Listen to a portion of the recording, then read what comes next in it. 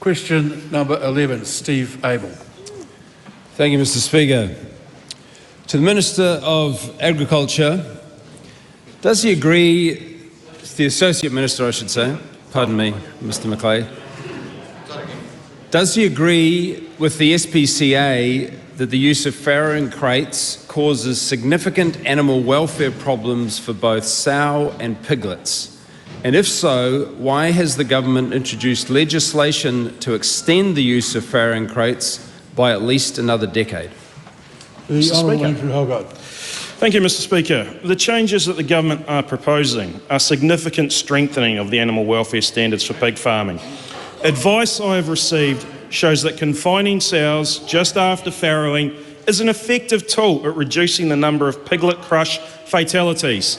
An analysis of 22 scientific articles that are relevant shows that piglet mortality risk is 14% higher in systems that do not confine sows after farrowing.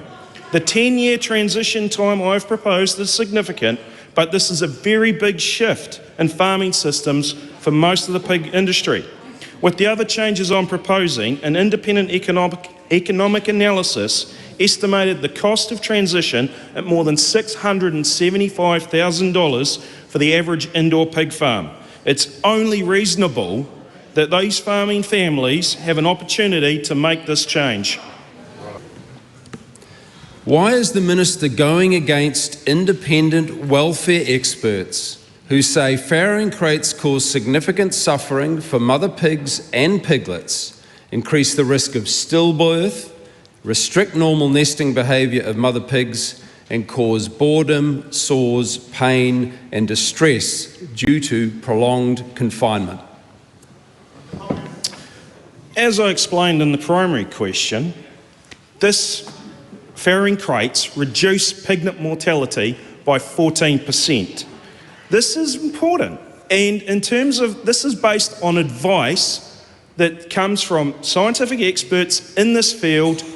It is a result of looking at a range of a number of studies, so I am completely comfortable with the advice that the changes we are making, and we are reducing the time from 33 days down to 7. Most of the rest of the world is at 33 days. We are reducing down to 7. Is he aware that it is a profound behavioural need of mother pigs to build a nest 24 hours before giving birth, and if they are caged, it is deeply distressing for them? They will literally paw the ground, often bloodying their snouts, trying to build a nest. That, Mr. Speaker, is why we are introducing the requirement that the nesting materials must be provided prior to farrowing. So we are covering this, and I have visited pig farms where I have been there after piglets have been farrowed, and I saw absolutely no sign of any of that. Mr. Speaker, how does he justify extending the use of cruel farrowing crates indefinitely when every animal welfare organisation in New Zealand, including the National Animal Welfare Advisory Council, and 73% of New Zealanders oppose the use of farrowing crates because of worse welfare outcomes for mother pigs and piglets? Now, whilst NAWAC's initial advice was that temporary crating was not acceptable, a reconsideration recognised that limited use of crating after farrowing was acceptable, although they remained concerned around the pre-farrowing crating would inhibit nest building. But as I said, we have strengthened those requirements for the material to be available for the nest building. Mr. Speaker, why was targeted consultation only undertaken with the pork industry across 2024 and 2025, while animal welfare organisations were blindsided on Friday with his plans to cancel the phase-out of farrowing crates?